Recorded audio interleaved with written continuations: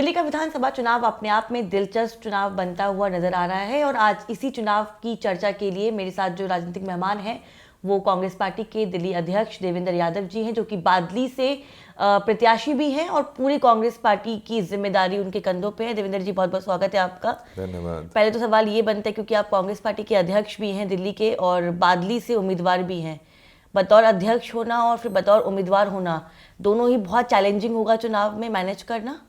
निश्चित ही देखिए, क्योंकि समय बहुत कम रहता है और जिम्मेदारियां ज़्यादा रहती हैं, तो जिम्मेदारी जहां दिल्ली के हर कैंडिडेट के तक पहुंचने की है, उसको बूस्ट अप करने की है, जहां मैनेजमेंट की है, वहीं अपनी कॉन्स्टिट्यूंसी को भी संभालना है।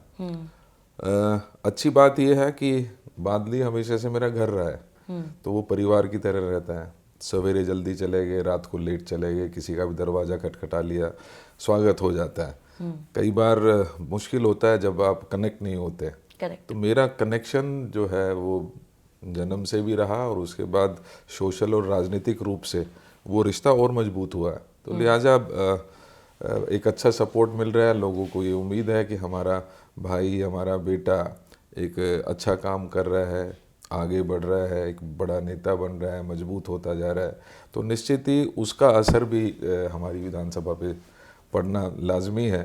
तो वहाँ से मुझे बहुत सपोर्ट मिल रही है। क्योंकि आपने बादली का जिक्र भी किया, क्योंकि आपकी कॉन्स्टिट्यूंसी है, आपने कहा कि वो परिवार जैसा है मेरे लिए, आप बहुत फैमिलियर है वहाँ पे। तो 2015 और 2020 में ऐसा क्या हुआ कि आम आदमी पार्टी की वहाँ पे विजय हो गई और आप लोग हार गए? I totally agree. हुआ ये कि कई बार आंधी आती है और आंधी में जो बहुत मजबूत वृक्ष भी होते हैं वो गिर जाते हैं। मुझे सिर्फ इतना फ़ायदा मिला कि मैं गिरा नहीं, लेकिन झुक जरूर गया। और दोबारा से जब हमने इसको सींचा है तो पेड़ और मजबूती के साथ सीधा खड़ा हो गया। एक आंधी आई थी, लोगों ने विश्वास किया उस लंबी शर्ट वाले के ऊपर, पैरों में टूटी चप्पल पहन के जो आया था, उसने कह दिया कि भाई हम लोकपाल बिल लाएंगे, हम भ्रष्टाचार ख़त्म कर देंगे, हम फ्री बिजली दे देंगे, पानी दे देंगे, डेवलपमेंट करेंगे। लेकिन आज 10 साल में वो तिलिस्म टूट गया है। अब सबका चश्मा जो है वो उतर चुका है और कहीं ना कहीं आज फिर लोग कांग्रेस के वो 15 साल याद कर रहे हैं। लोग उम्मीद कर रहे हैं कि जिन्होंने पहले किया था वही आगे कर सकते हैं। आप कह रहे हैं लोग कांग्रेस के 15 साल याद कर रहे हैं, लेकिन इस चुनाव का दिलचस्प मोड़ जो ये है वो दिखा रहा है कि जो चुनावी मुकाबला है वो बीजेपी और आम आदमी पार्टी के बीच में दिख रहा है।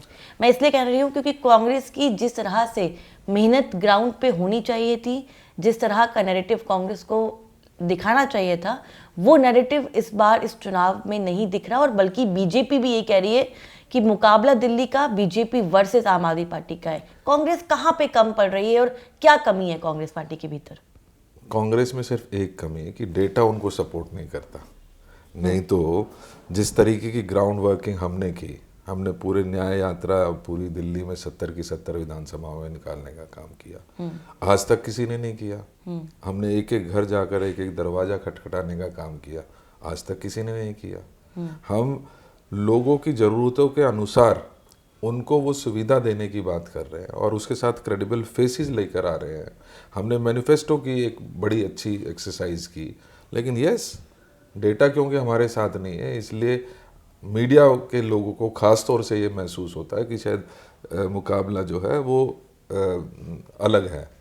और मैं मानता हूँ कि ये जो दोनों पार्टियां हैं, हम हमेशा से ही कहते रहे हैं, एक ही सिक्के के दो पहलू हैं। कहीं ना कहीं अपनी सीट को डगमगाते देखते हुए वो हमें बाहर रखने की भरसक कोशिश कर रहे हैं, लेकिन कांग्रेस ने लोगों के दिलों में अपनी जगह बना लिया। लोग इस मौजूदा सरकार से तो परेशान हैं ही हैं, लेकिन आपने देखा होगा कि भारतीय जनता पार्टी को भी लगातार ये दिल्ली की जनता नकारती रही है। लिहाजा एकमात्र जो ऑप्शन भी बचता है, जिसने पहले काम किया है और जो आगे काम करने की इच्छा रखती है, एक क्षमता रखती है, एक भरोसा है जो कांग्रेस पार्टी का, खड़गे साहब का, राहुल जी का, कि जो हम कहेंगे वो करेंगे, उस भरोसे के साथ दिल्ली के लोग जुड़ रहे हैं। क्योंकि आप कह रहे हैं कि लोगों के अंदर कांग्रेस पार्टी को लेकर भरोसा है, तो मेरा सवाल ये है कि आपके ही नेता जो पार्टी में हैं चाहे वो खड़गे जी हों, राहुल जी हों, प्रियंका गांधी हों। उधर देखा जाए तो प्रधानमंत्री नरेंद्र मोदी ने इस चुनावी प्रचार के आगाज़ किया। वहाँ केजरीवाल पिछले 6 महीने से लगातार प्रचार करते हुए नजर आ रहे हैं, लेकिन आपकी पार्टी की ओर से राहुल गांधी, प्रियंका गांधी, मल्लिकार्जुन खड़गे प्रचार क्यों नहीं कर रहे? और आपका मुकाबला किससे है? क्योंकि क्लियर कट समझ नहीं आ रहा कि आप बीजेपी के खिलाफ है या आम आदमी पार्टी के खिलाफ है। देखिए, हम किसी के खिलाफ नहीं है, सबसे पहले आपको ये समझना पड़ेगा। हम दिल्ली की जनता के साथ हैं, और जब जब दिल्ली की जनता को कोई परेशानी हुई है, हम मजबूती के साथ उनके साथ खड़े मिले हैं। चाहे वो सूखा पड़ा हो, चाहे पानी भरा हो, चाहे पोल्यूशन हो, चाहे आज बुजुर्गों को पेंशन नहीं मिल रही हो, आज राशन कार्ड नहीं मिल रहे हो, हम हर उस मुद्दे को, या गंदा पानी सप्लाई किया जा रहा हो, हम हर उस मुद्दे के साथ दिल्ली की जनता के साथ खड़े नजर आए हैं। और माफ़ करना, मोदी जी, केजरीवाल जी लगातार इस फील्ड में आते जाते रहे, लेकिन हमारी लीडरशिप, विशेष रूप से अगर मैं कहूँ माननीय राहुल गांधी जी, लोगों को पिछले 1.5 साल से 2 साल से लगातार दिल्ली की जनता के, चाहे वो कारपेंटर हो, चाहे वो लोकोमोटिव के वो लोग हों, चाहे किराने की दुकान हो, हर उस जगह पर, चाहे डीटीसी के हमारे एम्प्लॉयज़ हों, उन तक पहुंचने का काम राहुल गांधी जी ने किया है। हमारे कैंपेन में साथ मिला हिमाचल के सीएम का, राजस्थान के पूर्व सीएम का, हमारे डिप्टी सीएम ऑफ कर्नाटका का। तो ऐसा नहीं है, थोड़ा सा मैंने कहा ना कि क्योंकि डेटा हमें सपोर्ट नहीं करता, इसलिए शायद मीडिया को भी वो कुछ नज़र नहीं आता, लेकिन हम जो ज़मीन है उस पर पूरी तरीके से मजबूती के साथ खड़े हैं। क्योंकि आप कह रहे हैं डेटा आपको सपोर्ट नहीं करता, मैं पिछले चुनावों की थोड़ा चर्चा कर लेती हूँ, क्योंकि उनका भी पहलू समझना बहुत ज़रूरी हो जाता है। हरियाणा में चुनाव में बहुत अच्छा माहौल था कांग्रेस पार्टी का, आप लोग लगातार जीत का दावा करते रहे, लेकिन जब रिजल्ट सामने आया आप हरियाणा हार गए। महाराष्ट्र में आपने इंडिया गठबंधन के साथ चुनावी आगाज़ किया, लेकिन वहाँ पर भी आपकी हार साबित हुई। दिल्ली में कैसे आप जीत पाएंगे जब इतना अच्छा माहौल, आप कह रहे हैं कि आपका नेता जमीन पे मेहनत कर रहा है, तो आपको लगता है कि उसका रिजल्ट आप लोगों को मिल रहा है, जनता वाकई आप लोगों को स्वीकार कर रही है? हरियाणा और महाराष्ट्र देख के तो बिल्कुल नहीं लग रहा। मैं मानता हूं कि कुछ रिजल्ट्स हमारे बिल्कुल खिलाफ गए हैं, लेकिन आप उन रिजल्ट्स को भी मत भूलिए जो हमारे फेवर में गए हैं। अगर मैं तेलंगाना की बात करूं तो कांग्रेस को कोई सीरियस ले नहीं रहा था, और आप ही के उस समय जो मीडिया के सो कॉल्ड डेटाज थे वो बिल्कुल फेवर नहीं करते थे। हम सिर्फ सरकार नहीं बनाई, हमने थम्पिंग मेजॉरिटी के साथ सरकार बनाई। तो मेरा कहना मात्र इतना है कि कमियां रही हैं, उन कमियों को सीखते हुए ही हमने यहाँ पर काम किया है। कोई, माफ़ करना, 13 में और 15 में किसी ने सपने में नहीं सोचा था कि आम आदमी पार्टी इतनी मजबूती के साथ उभर के आ जाएगी। कोई डेटा उनको सपोर्ट नहीं करता था, लेकिन सरकार बनी, लोगों ने विश्वास जताया, बहुत उम्मीदें की, लेकिन आज जब उम्मीदें उनकी टूटी हैं, आज जब उनका विश्वास टूटा है, तो दोबारा से इस तरीके से पोर्ट्रे किया गया था जैसे कांग्रेस कल्प्रिट है। आपको याद होगा 2013 और 15 में हर बार केजरीवाल जी आते थे, 6 महीने में इनके सारे मंत्री, मुख्यमंत्री, विधायक सब जेल में जाएंगे। हुआ क्या?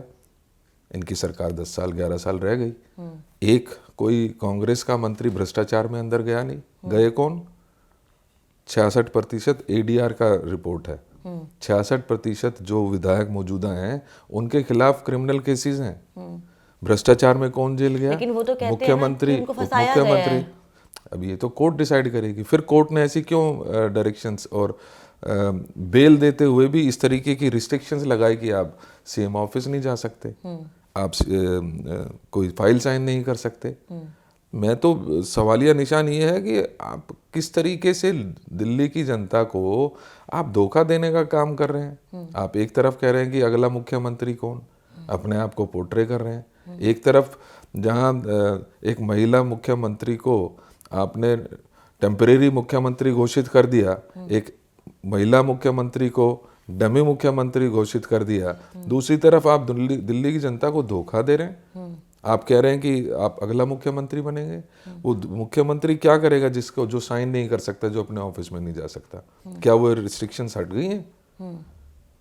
आप तमाम जो आरोप लगा रहे हैं आम आदमी पार्टी और केजरीवाल पे, केजरीवाल ये कहते हैं कि 10 साल में चाहे वो स्कूल की बात हो, चाहे वो मोहल्ला क्लिनिक की बात हो, चाहे वो रोड की बात हो, चाहे वो बसेस की बात हो, या जनता के किए गए वादे उन्होंने पूरे किए हैं। और बल्कि इस चुनाव में भी देखा, आपसे पहले उन्होंने महिला योजना जारी की जिसमें 2100 रुपये देने का वादा किया, संजीवनी योजना उन्होंने जारी की। तमाम योजनाओं में या तमाम वादों में आम आदमी पार्टी हमेशा कांग्रेस से 10 कदम आगे चलती है।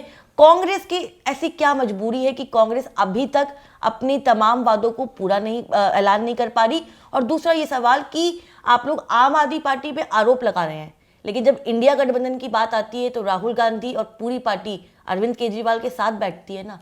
जनता कैसे यकीन करे? आपके कई प्रश्न हो गए हैं, मैं उनको सिलसिलेवार जवाब देने की कोशिश करता हूँ। कोई चोर अपने आप को चोर नहीं कहता, ये कोर्ट डिसाइड करेगी। तो और कोर्ट ने डिसाइड किया है, और कोर्ट ने ये डिसाइड किया है कि आप जेल में रहेंगे और बाहर आएंगे तो इन कंडीशंस के साथ बाहर आएंगे। बिल्कुल। ये किसी कांग्रेस ने नहीं किया। इनके पास तो जैसे भारतीय जनता पार्टी के पास एक वॉशिंग मशीन है कि कोई भी भ्रष्टाचारी जाता है वो साफ होके निकलता है, ऐसा ही इनका केजरीवाल जी हैं। ये सेल्फ स्टाइल अपने आप को भ्रष्टाचार से मुक्त कह देते हैं, किसी को भी चोर बना देते हैं। अरे भाई आपने प्रूव क्या किया आज तक? आप तो बड़े इतने लंबे लंबे वो कागज के वो पोथे उठा के घूमते थे, कहते थे कि भी शीला जी के खिलाफ इतने सारे सबूत हैं मेरे पास। कहाँ गए वो सबूत? 11 साल हो गए। आपको आपके अपने एमएलएज, मुख्यमंत्री स्वयं, उप मुख्यमंत्री, मंत्री सालों साल जेल में रह गए, कई कई महीने जेल काट के आ रहे हैं। कोर्ट ने क्यों नहीं आपको बेल उस समय दी? बेल सबका अधिकार है। क्या आपको किसी ने बरी कर दिया? किसी कोर्ट ने? माफ कीजिएगा, नहीं किया है। आप सिर्फ बेल पर हैं, और वो भी कंडीशनल बेल पर हैं। तो ये झूठ बोलना अब लोगों को समझ आ चुका है। तो ये तो आप भूल जाइए कि मैं क्या कहता हूँ, केजरीवाल जी क्या कहते हैं। केजरीवाल जी खुदा नहीं है। केजरीवाल जी एक भ्रष्टाचार के कई मुद्दों के ऊपर जेल जाने वाले वो व्यक्ति हैं जो आज बेल पर बाहर हैं। तो ये बात हमें अब समझ लेनी चाहिए कि कौन दूध का दूल्हा है और कौन किस तरीके का व्यक्तित्व अपना रखता है। कांग्रेस ने हमेशा से स्वच्छ राजनीति की है। हमने किसी के ऊपर आरोप नहीं लगाए, लेकिन जो आरोप लगे हैं, जिनके आरोपों में जेल गए हैं, उनको कैसे आप भूल जाएंगे? ये आपको समझना पड़ेगा। आप चोर नहीं कहता कभी भी कि मैं साहूकार, मैं चोर हूँ। वो तो अपने आप को साहूकार ही बताएगा। और यही हो रहा है इस दिल्ली की जनता के साथ। आपने जो चीजें बोली सब कुछ जायज है, लेकिन मेरा सवाल ये भी है ना कि जब इंडिया गठबंधन में आम आदमी पार्टी के साथ आप लोग समझौता कर लेते हैं, अलायंस में शामिल कर लेते हैं, आपने लोकसभा चुनाव आम आदमी पार्टी के साथ मिलकर लड़ा, अब आप विधानसभा चुनाव में कह रहे हैं कि आप आम आदमी पार्टी के खिलाफ है। जनता इस बात को कैसे स्वीकार करे कि आप आम आदमी पार्टी के साथ हैं या उसके खिलाफ हैं? देखिए, आप एक बात समझिए कि जो इंडिया गठबंधन था वो एक नेशनल अलायंस था, और नेशनल अलायंस के बाद जैसे ही ये चुनाव खत्म हुए, हमने खुद ने सबने ये फैसला किया कि हम दिल्ली में अकेले चुनाव लड़ेंगे। तो इसमें कहीं कोई गुंजाइश बचती नहीं है। और तब से आप देखिए कि कहीं ना कहीं जब हमने ये स्वीकार किया कि वो उस समय हमारी गलती थी कि इनके साथ हमने चुनाव लड़ा, नहीं तो हो सकता था कि हमारी अच्छी सीटें भी आती लोकसभा में। लेकिन क्योंकि इनकी एंटी इनकम्बेंसी, इनके झूठ हमारे वोटर्स के ऊपर हावी पड़े और इनमें विश्वास लोगों का उठ चुका था, लिहाजा हमें भी उसका खामियाजा भुगतना पड़ा। 6 महीने में हमने तो कभी नहीं कहा कि हम साथ जा रहे हैं। और माफ़ करना, चुनाव केरला में भी थे, हम इंडिपेंडेंटली लड़े थे।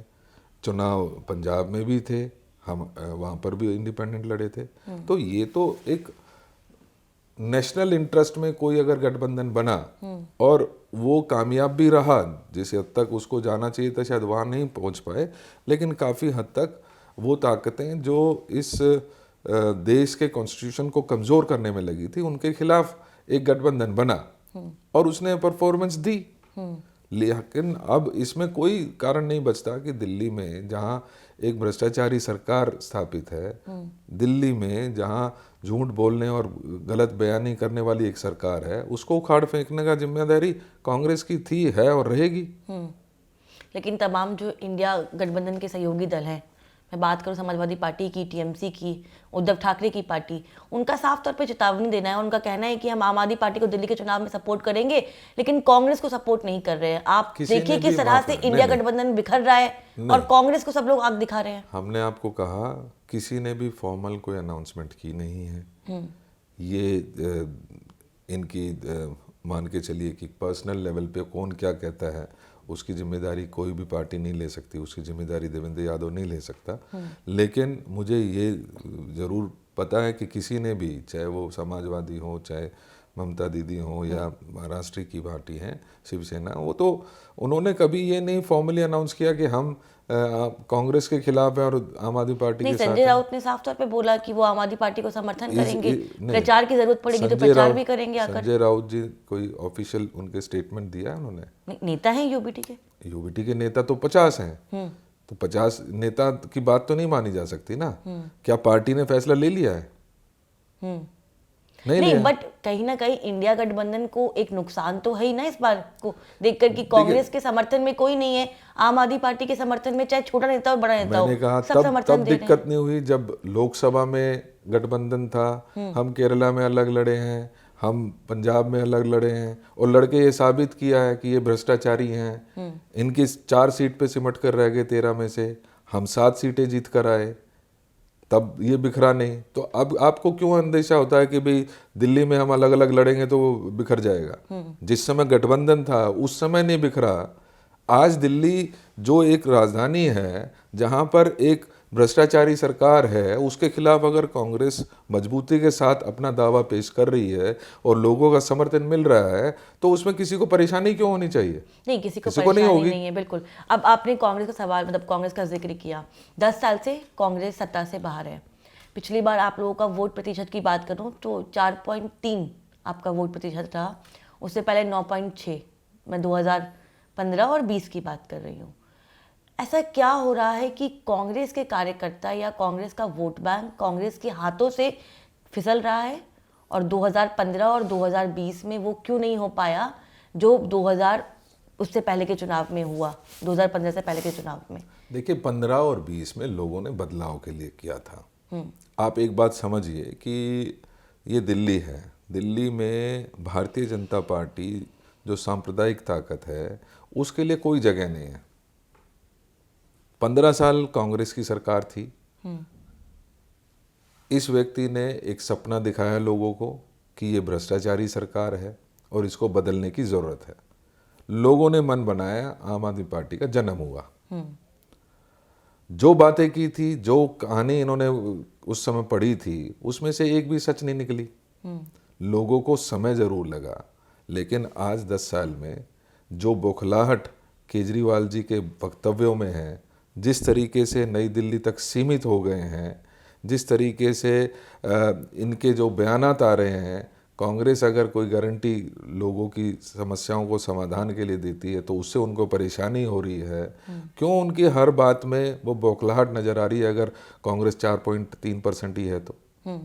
आज कहीं ना कहीं लोगों का मानस जो है वो आम आदमी पार्टी भी समझ पा रही है, और कहीं उसी के चलते ये जो दबाव बनाने की राजनीति, ये गलत बयानी करने की राजनीति वो सामने आ रही है। ये अपने आप में उनकी बौखलाहट और कांग्रेस की मजबूती होने का प्रमाण है। ठीक है, मेरा एक सवाल और है, क्योंकि परवेश वर्मा जो बीजेपी के नेता हैं, उन्होंने हमारे यहाँ इंटरव्यू दिया और हमारे चैनल पे उन्होंने साफ तौर पे कहा कि जो मुकाबला है वो बीजेपी वर्सेस आम आदमी पार्टी का है, बल्कि जनता भी ये मानती है कि इस रेस में, इस गेम में कांग्रेस कहीं तक शामिल नहीं है। नई दिल्ली में निश्चित ही संदीप दीक्षित इतने हावी इन दोनों के ऊपर पड़ रहे हैं कि इनको अपनी जो सीट है वो दूर होती नजर आ रही है।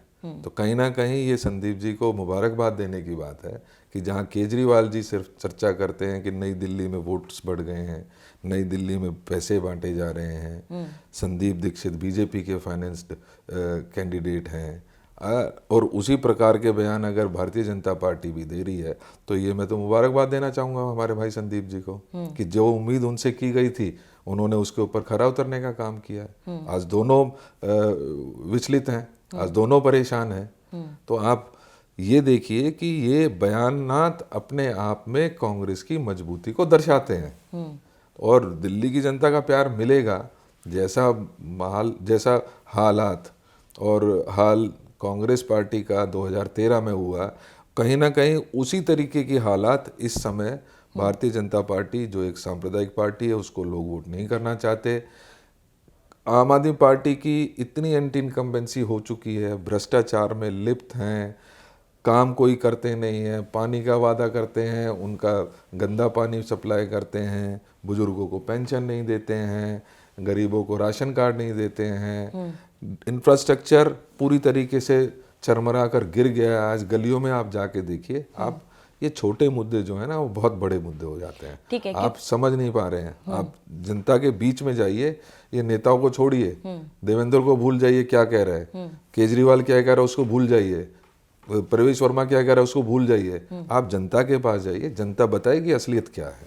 ठीक है, क्या लग रहा है आपको कि कांग्रेस पार्टी की इस चुनाव में कितनी सीटें आप लेके आ पाएंगे? मैं आपको एक बात जरूर कह सकता हूँ कि ये जनता है, और जनता जनार्दन जब कोई फैसला लेती है, और दिल्ली की जनता ने तो बहुत सेंसिबली उन फैसलों को लागू किया है।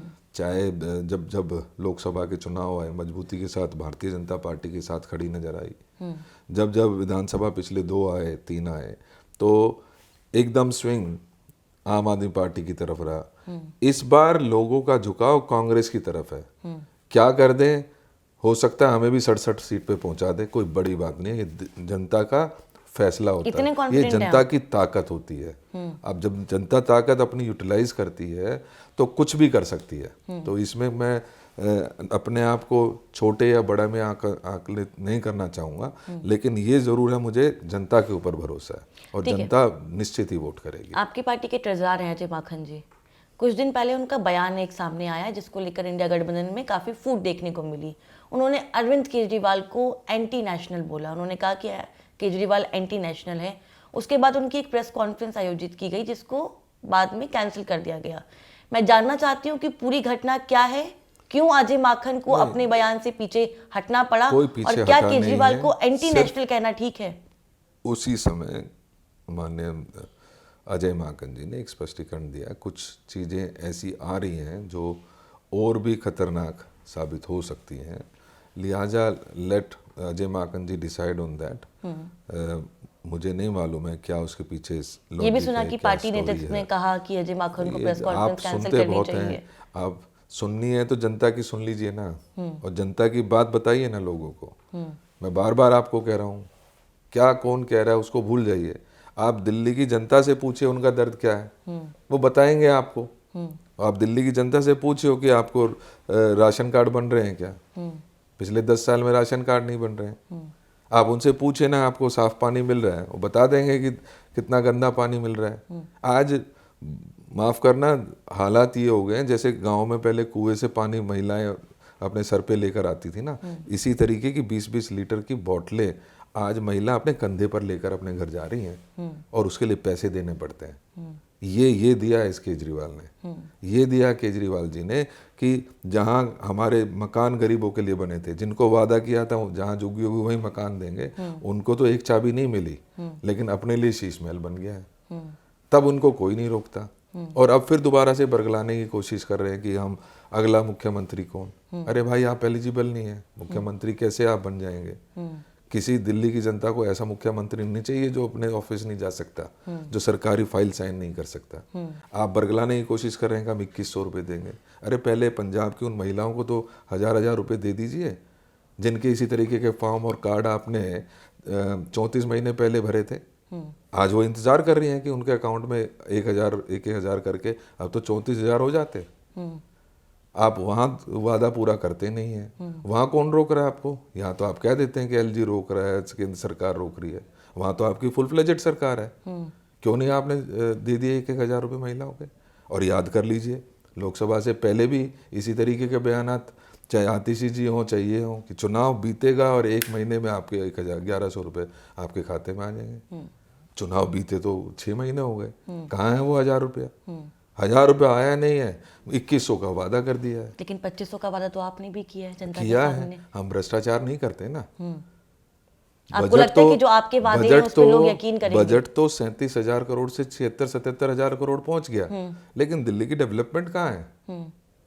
दिल्ली की जनता जानना चाहती है। लेकिन वो तो कहते हैं कि उन्होंने मोहल्ला क्लिनिक जैसा एक मॉडल पेश किया, स्कूल्स दिल्ली के अच्छे हो गए, कॉलेजेस अच्छे हो गए, आपने वादा किया अच्छा था, हो गया। आपने वादा किया था कि 500 नए स्कूल खोलेंगे। कितने नए स्कूल खोले? आपने वादा किया था कि हम हॉस्पिटल खोलेंगे। कितने नए हॉस्पिटल खोल दिए? आप बताइए तो सही। आपने कहा था हम यूनिवर्सिटीज़ खोलेंगे, क्या एक नई यूनिवर्सिटी, क्या छोड़िए एक कॉलेज खोला है क्या कोई नया? आप सिर्फ मैं जो कहूँ वो सही, उससे नहीं जाइए प्लीज़।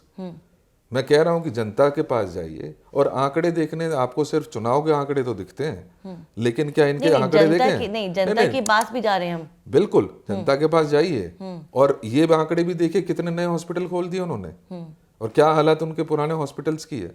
आप खोलिए उस बात का कि कितने हॉस्पिटल, कितने मोहल्ला क्लिनिक के वादे किए थे और कैसे चल रहे हैं वो। आज उनमें नशा हो रहा है, आज उनके अंदर कूड़ा भरा पड़ा है, आज वहाँ दवाइयाँ नहीं मिलती। कौन सा नया हॉस्पिटल खोल दिया आपने?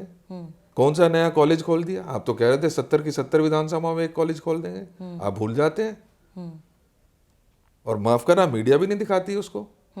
क्यों नहीं दिखाती? नहीं, सब मीडिया तो सबको दिखा। सवाल पूछिए ना। ठीक है, अब मैं सवाल पूछ लेती हूँ। आप लोगों का जो प्रचार है वो अभी तक हमने देखा नहीं कि इस तरह से उठता हुआ नजर आ रहा है। आप कौन से उसमें मैं ये दुनिया में हैं? पूछना मैं यही चाहती पूछना हूँ चाह रहा कि हूँ, कांग्रेस कैसे दिखेगा? पार्टी कैसे अग्रेसिव कैंपेन कर कैसे पाएगी, कैसे अटैक करेगी? अरे भाई, क्या रणनीति है? 70 विधानसभाओं में कौन गया? किसी ने हिम्मत की क्या? केजरीवाल जी 4 विधानसभा में जाकर, जहां पर उनको पानी की बोतल दिखा दी गई, वो भाग खड़े हुए, लोगों के खिलाफ केस दर्ज करवाने लगे। कौन गया? बीजेपी गई है 70 विधानसभाओं में। हम न्याय यात्रा लेके गए हैं, लोगों में विश्वास जताया है, ऐसे ही नहीं लोग बदल गए। आपको लगता है न्याय यात्रा का फायदा मिलेगा कांग्रेस निश्चित को? मिलेगा और मिल रहा है। जिस कांग्रेस पार्टी को आप कहीं देखते ही नहीं थे, आज क्यों चर्चा हो रही है? आज क्यों परेशान है केजरीवाल जी? आज क्यों भारतीय जनता पार्टी कहती है ये तो जुमलेबाजी करते हैं, सरकार में आएंगे तभी तो देंगे?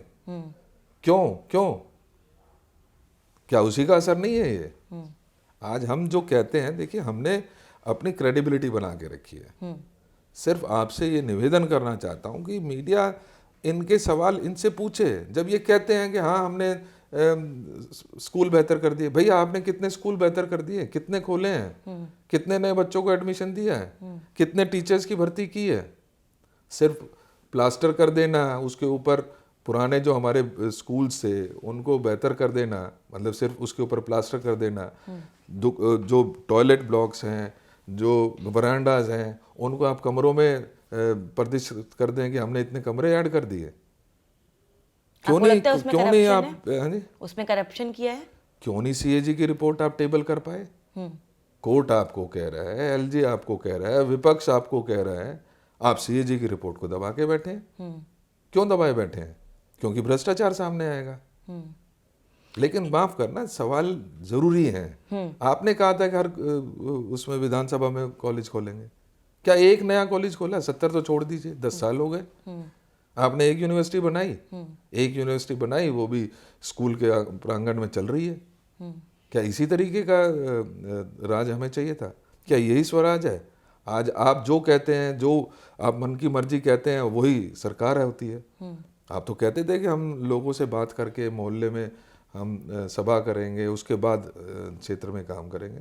करेक्ट। आज आप ऑटोक्रेटिक तरीके से, एक आदमी जेल में चला गया तो सरकार ठप हो जाती है उनके अनुसार। ठप तो वो 10 साल से ही है, लेकिन अब दुनिया के सामने लेकिन आ सबसे गया। बड़ी बात ये है कि वो जेल जाने के बाद भी उन्होंने इस्तीफा नहीं दिया। उन्होंने कहा कि हम सरकार चलाएंगे, अब सरकार चला के दिखाई। उन्होंने इस्तीफा बिल्कुल नहीं दिया। आप लोगों ने इतनी मांग करी इस्तीफे की, लेकिन फिर भी आम आदमी पार्टी झुकी नहीं। देखिए, ये झुकना नहीं होता।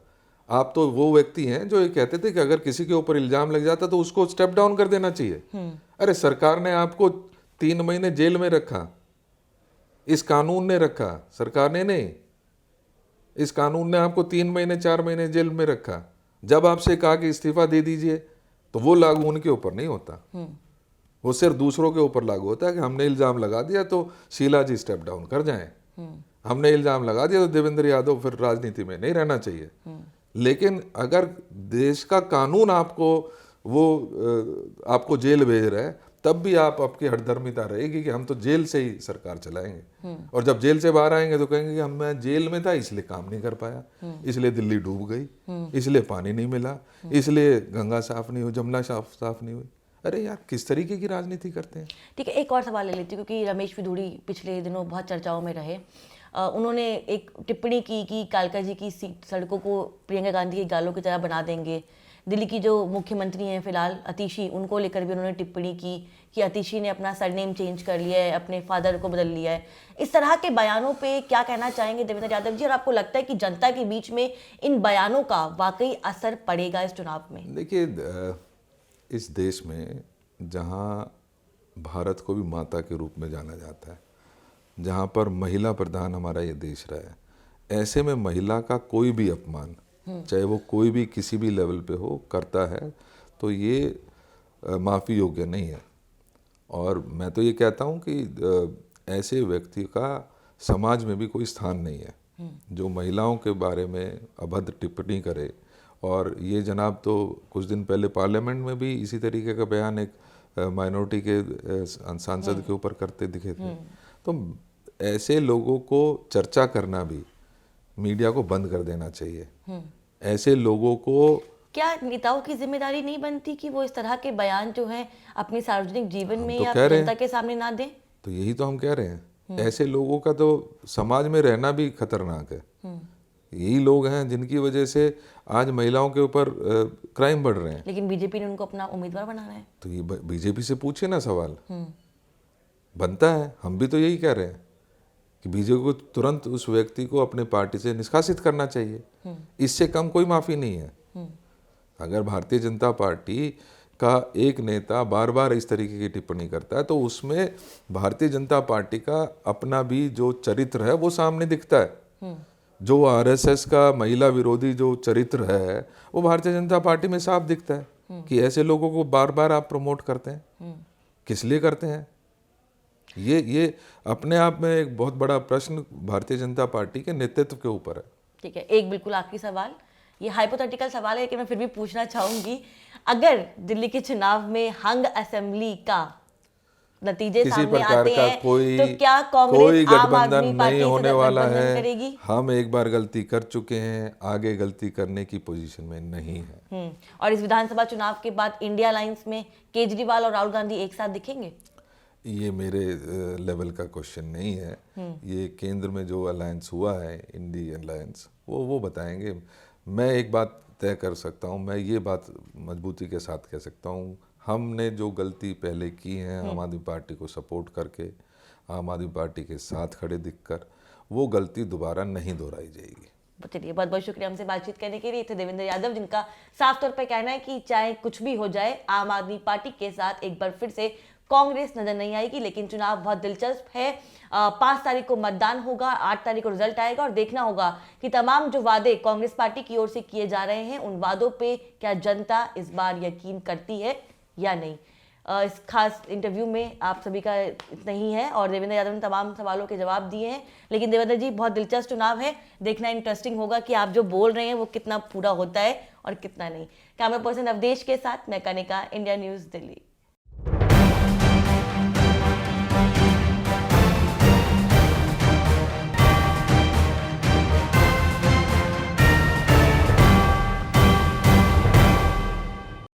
For more such videos, subscribe to the NewsX YouTube channel, hit the bell icon.